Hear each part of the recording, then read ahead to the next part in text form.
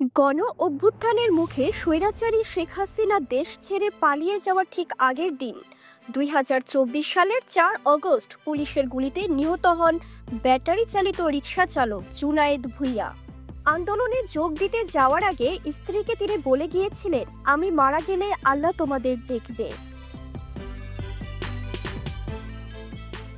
নরসিংদীর রায়পুরা উপজেলার হাসনাবাদ পূর্বপাড়া গ্রামের বাসিন্দা জুনায়েদ বেড়ে ওঠেন গুলশান ও মিরপুর ১০ এলাকায়।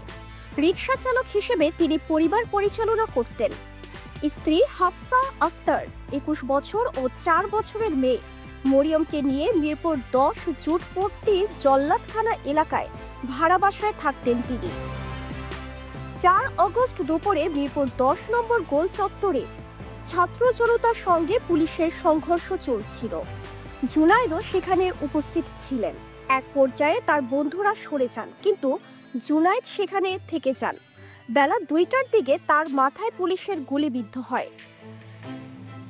জুনায়েদের মৃত্যুর পর সম্প্রতি তার স্ত্রী হাফসা আক্তারকে ছোট ভাই আরিফুল ভূঁইয়ার সঙ্গে বিয়ে দিয়েছেন তার বাবা আনোয়ার হোসেন।